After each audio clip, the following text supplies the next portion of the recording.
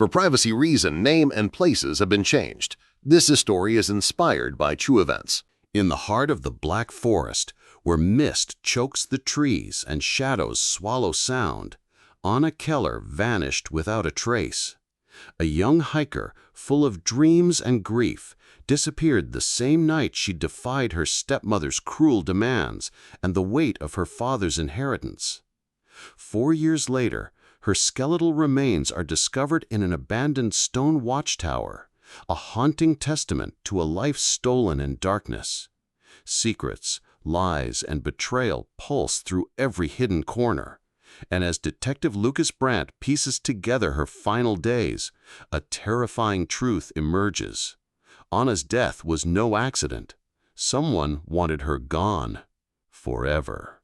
The Black Forest looms vast and unyielding, a living wall of pine and mist that seems to swallow all who dare step too deep. It is the summer of 2014, the kind of day when the air hangs heavy and the sky is a muted gray, whispering storms that never come. Anna Keller, 28, sets out from the trailhead with a small pack, her boots laced tight, her journal tucked carefully inside. She is a woman of quiet strength, an artist, a dreamer, yet burdened by grief that has no easy outlet. Just weeks ago, she buried her father, the one person who grounded her in a world of uncertainty. His death left behind not just sorrow, but land, property, and a battle she never asked for. Her stepmother, Helena, sharp-eyed and cold-voiced, has been relentless in pressuring Anna to surrender her inheritance, telling her that she is unfit to carry the weight of the family name. Their arguments echo in Anna's memory as she pushes deeper into the forest. The hike is meant to be an escape, a place to breathe, but there is a restless unease that clings to her footsteps. The camera lingers on Anna's solitude, the scrape of her boots on gravel, the rustle of leaves, the faint scratch of her pen against the journal pages as she writes, "I came here to be free, but freedom feels like running." Her voice trembles in the narration, both confession and prophecy. She stops occasionally, staring at the towering trees, at shafts of light breaking through the canopy.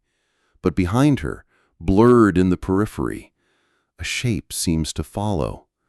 The audience never sees a clear figure, just a flicker of movement, a snapping twig, the subtle impression of being watched.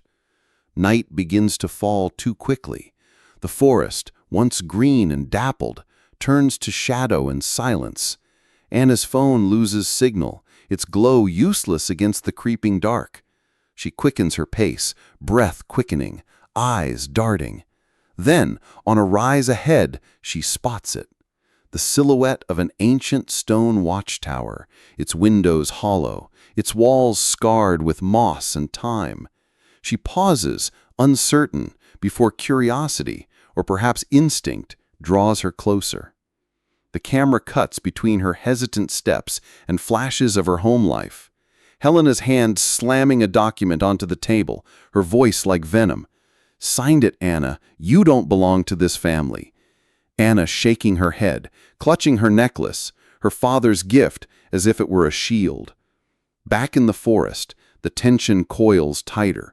The sounds of the night swell, a low wind through the branches, the cry of something unseen.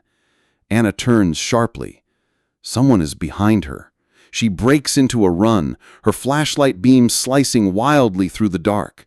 The watchtower looms larger, nearer, and she stumbles against its stone wall, pressing her back against it as her breath shudders in the silence. Then, a hand, a blur of motion. The camera jerks, a muffled cry, the flashlight crashing to the ground and rolling until it rests on the dirt, its beam fixed on emptiness. The next morning, search teams comb the forest. Dogs bark, volunteers shout her name, but the woods return nothing. Only her backpack is discovered, abandoned near the base of the watchtower, its contents scattered, the journal, a water bottle, a single page torn free. Anna Keller has vanished. The watchtower, now framed in silence, stares blankly over the trees as if it has swallowed her whole. It is the summer of 2018 when the silence of the Black Forest is finally broken. 4 years have passed since Anna Keller vanished, and her name has become a whisper in the village, a story parents tell children as a warning not to stray too far into the woods. But on a hazy afternoon, 3 teenagers wander beyond the safe trails, daring each other into the heart of the forest. Their laughter fades as they stumble upon the ancient stone watchtower, half consumed by vines, a scarred monument that time has tried to erase. Inside, the air is damp and stagnant. A flashlight beam sweeps across stone walls, revealing crude scratches, rusted chains bolted to the floor, and in a corner, something that halts them cold. A skeleton, slumped against the wall, scraps of clothing clinging to bone. On the ground beside it lies a necklace, delicate but unmistakable, and a weathered journal whose pages are stained with water and decay. One of the boys whispers, "Oh God, it's her." Their screams echo as they flee the tower, and the forest once again releases its secret to the world. The news spreads quickly. Within hours, police tape winds around the clearing. Forensic teams swarm the site, carefully lifting every fragment of bone, every scrap of fabric, every piece of a story that has long been unfinished. Detective Lucas Brandt, mid-40s, arrives with a weight in his eyes. He was there in 2014, part of the search team that failed to find Anna, and the guilt never left him. Now, staring at the remains, he feels a grim mixture of vindication and shame. He kneels, lifting the necklace with gloved hands. He remembers it from the missing posters, the way Anna's father's photograph had shown her wearing it proudly. Confirmation comes swiftly. DNA matches. The Black Forest victim is Anna Keller. The journal is fragile, half its pages torn or ruined by damp. Still, enough survives to offer chilling fragments of her final days. Lucas reads under the dim light of the evidence room, lines about hunger, about waiting, about hearing voices outside the tower. Then the entries stop abruptly, the last sentence trailing unfinished. He said, "If I—" Lucas exhales sharply, knowing the missing pages could hold the truth. Forensics uncover another unsettling fact. Anna did not die in 2014. The bones reveal she lived for months, maybe longer, after she was reported missing. The chains in the tower, the scratches on the stone, the signs of struggle, all point to captivity. Lucas stares at the evidence, haunted. She was here all along, while the world searched outside. At the press conference, officials announce the discovery. The village listens, some with sorrow, others with unease, as if the forest itself has betrayed them. Helena Keller, dressed in black, though years have passed since her husband's funeral, makes a brief appearance. Her words are cold. "It is tragic, but Anna was always restless. She sought danger. Now we know where it led her." Her lack of grief strikes Lucas like a blade. He makes a silent vow: this case will not close as simply another sad tale. Someone put Anna in that tower. Someone kept her there. As he drives back into the night, the road winding like a serpent through the forest, Lucas whispers to himself, "This isn't over. Not for her, not for me." And with that, the investigation begins anew. The investigation shifts from the forest to the fragile threads of Anna Keller's past, and Detective Lucas Brandt knows the answers will not be found in soil or stone, but in blood and memory. He begins with the family, the house that once belonged to Anna's father, now under the cold dominion of Helena Keller. The estate feels sterile, stripped of warmth, as though every trace of Anna has been deliberately erased. Helena greets Lucas with a smile that does not reach her eyes. Her words are smooth, almost rehearsed. "Detective, you've already dug through the forest. Now you come to dig through me?" She serves coffee, her movements precise, as if performing for an unseen audience. But beneath her calm exterior, there is a tension, a pulse of hostility she cannot fully mask. Lucas begins asking about 2014. Flashbacks flicker across the screen. Anna arguing with Helena, her hands trembling as she clutches a stack of legal documents. Helena leaning in close, her voice sharp as a blade. "Sign it, Anna. The land is wasted on you. Your father would never have trusted you with it." Anna refusing, her face pale but resolute. Back in the present, Helena shrugs off Lucas's questions, insisting Anna was unstable, prone to wandering fits of depression. She paints her as a fragile runaway, someone who sought her own demise. Yet Lucas sees the faint twitch in Helena's jaw, the subtle cracks in her composure. A breakthrough comes when Lucas tracks down a local woodsman, an elderly man with a faltering memory but clear conviction. He recalls seeing a woman near the watchtower shortly after Anna's disappearance, a woman with sharp features and dark eyes. He doesn't say her name, but Lucas doesn't need him to. The description fits Helena. When confronted, she dismisses it with a laugh, claiming she never set foot near that cursed ruin. But her voice trembles, just slightly, and Lucas knows he is closing in. The caretaker of the watchtower becomes another thread. Years ago, a recluse lived in a small cabin near the site, maintaining the ruins for the Forestry Service. Records show he vanished in 2015, his absence barely noticed by anyone. Some said he left for work abroad. Others whispered that the forest claimed him. Lucas digs deeper and finds bank transfers, money funneled into his account from Helena's estate.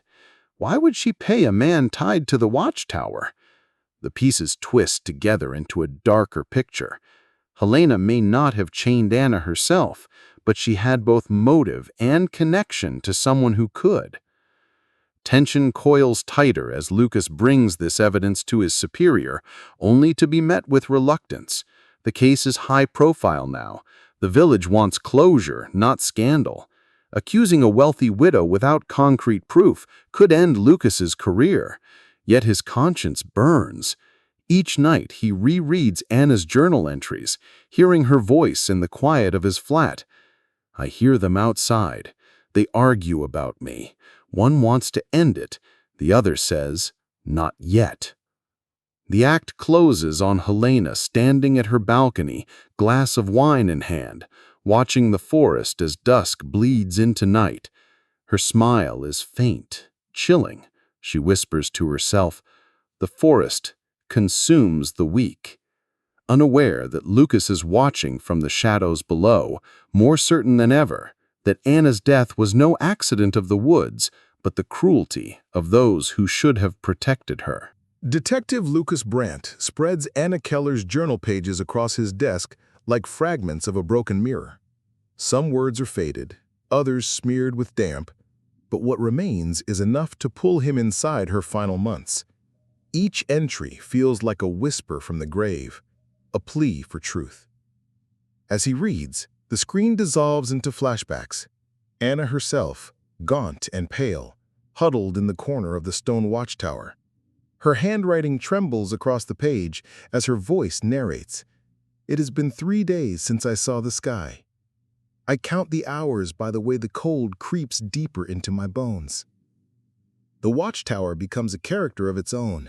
Walls streaked with moss, iron chains bolted into stone, a single barred window that lets in only a sliver of moonlight. Anna scratches marks into the wall with a stone, each line a measure of survival. At first, she is defiant, her spirit unbroken.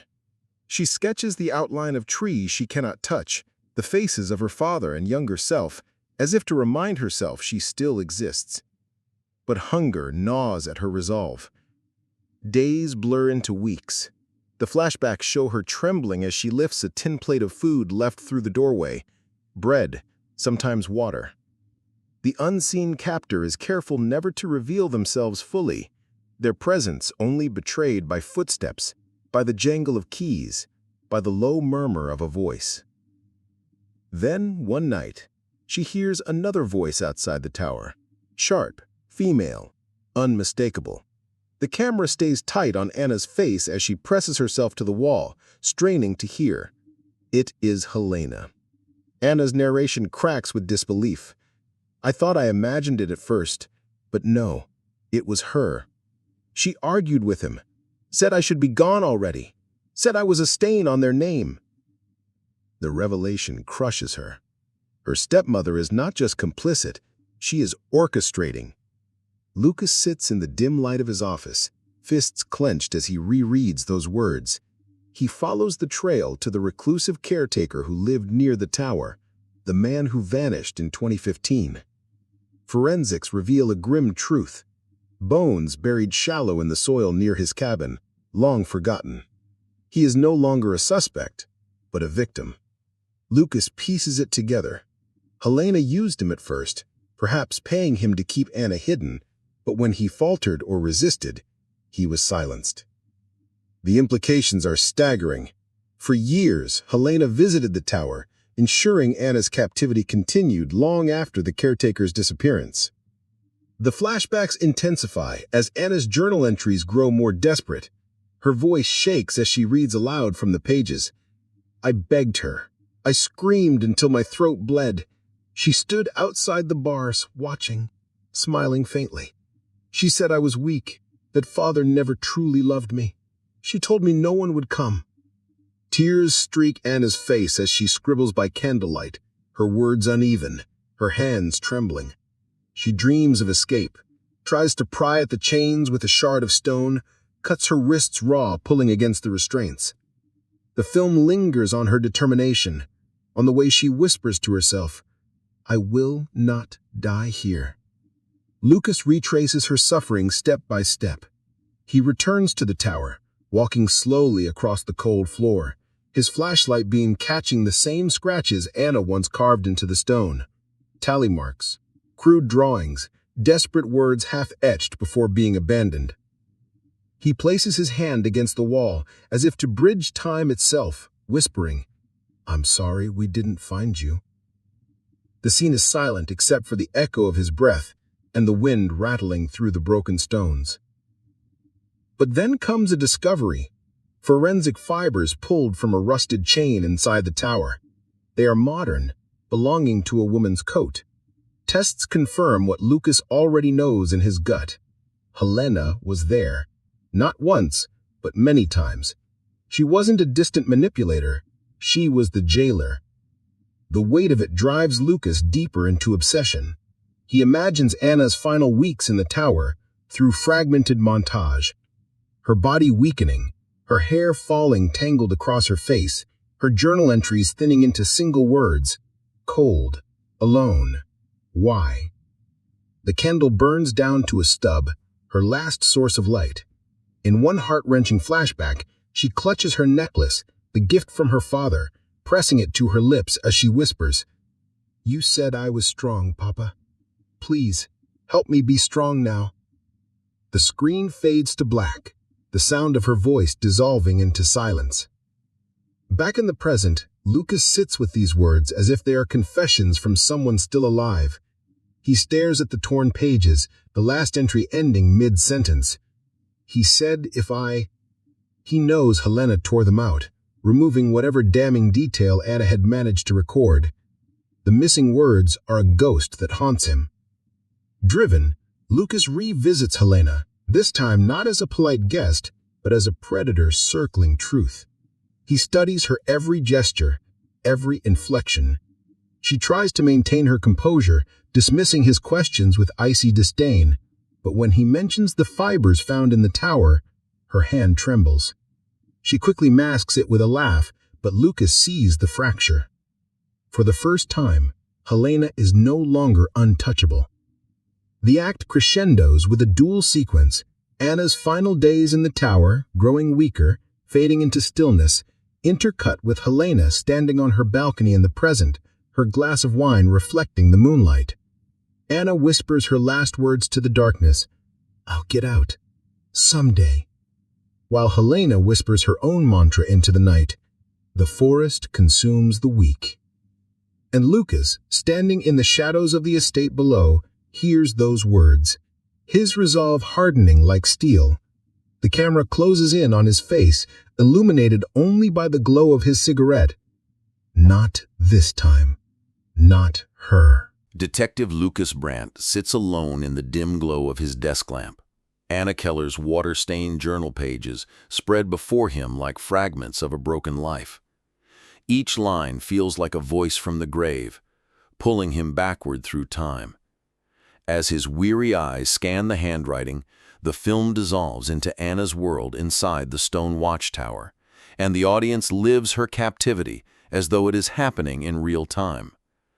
The tower is a place of suffocating silence, damp walls dripping with condensation, iron chains bolted into the stone, and a single narrow window that offers nothing but a cruel slice of sky. At first, Anna is defiant, her spirit unbroken, her voice steady as she writes, "I will not let this place take me. I will endure." She scratches tally marks into the wall with a shard of stone, counting the days, sketching the outline of trees she once walked among, even sketching her father's face to keep him alive in memory. But hunger comes quickly, gnawing at her strength. Days collapse into one another, blurred by thirst, by the ache of cold. A tin plate of food is shoved through the door, stale bread, sometimes water, and though her body accepts it, her soul resents it, because with each meal comes the reminder, someone is keeping her alive. She listens in the dark, to footsteps pacing outside, the jangle of keys, a man's low, muttering voice. Then, one night, a different sound, a sharper voice, higher, female. The camera lingers on Anna's face as she presses against the bars of her window, straining to hear, and her journal narration breaks with disbelief. It was her. I know it was her. Helena. We hear Helena's cold, clipped words drifting through the night air. She should be gone already. This is pointless. The revelation crushes Anna's hope. Her stepmother is not merely complicit, she is commanding. Back in the present, Lucas exhales sharply, the pen trembling in his hand. He returns to the tower with forensics, his boots echoing on the stone floor where Anna once lay. His flashlight reveals the scratches etched into the wall, crude drawings, tally marks, even desperate words half finished. He kneels, brushing his fingers over the indentations, whispering under his breath, "You fought." Forensics confirm what he suspects. Anna did not die in 2014. She lived for months, maybe even years, inside this prison. Fibers from a woman's coat are found tangled in the rust of the chains. DNA confirms it belongs to Helena. Lucas feels the truth settle on him like ice.